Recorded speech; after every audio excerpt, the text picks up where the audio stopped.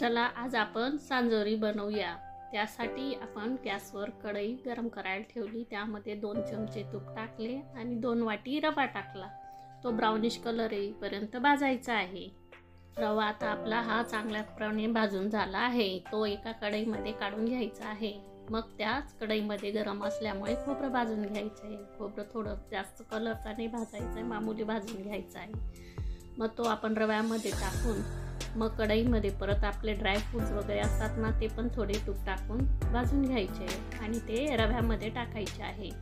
त्यानंतर आपण 1 कप गूळ हा कापून ठेवलेला होता ना, तो गूळ कढईमध्ये थोडं पाणी टाकून त्याला गॅसवर थोडं हलवत राहायचं आहे। एकजीव झाला की तो आपण रव्यामध्ये टाकायचा आहे व आपण एका वाटीमध्ये जायफळ, इलायची कुटलेली होती ती पण टाकायची आणि रव्यामध्ये जसं गूळ टाकताना त्यात गुळामध्ये खडे वगैरे असतात म्हणून ते विरघळलेले पाणी गरम केलेलं ते गाळून घ्यायचं आहे। गाळून व रव्यामध्ये टाकायचं आहे।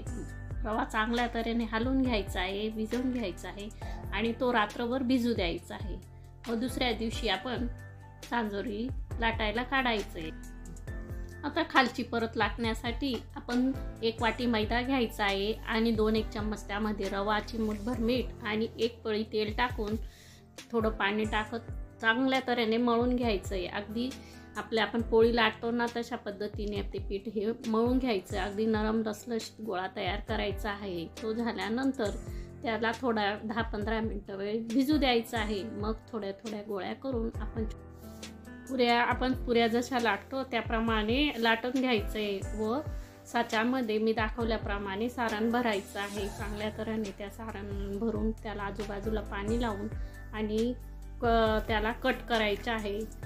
ते साच्यामध्ये बरोबर ऑटोमॅटिक त्याला लाईन लागते व त्यानुसार कट करून बाजू साईडचा भाग काढून घेऊन घ्यायचा आहे। मग ते कढईमध्ये तेल टाकून चांगल्या तऱ्हेने गरम करू। तेल झालं का त्यात सांजोऱ्या एक तळायच्या आहे व छान पद्धतीच्या आपल्या ह्या सांजोऱ्या तयार होतात।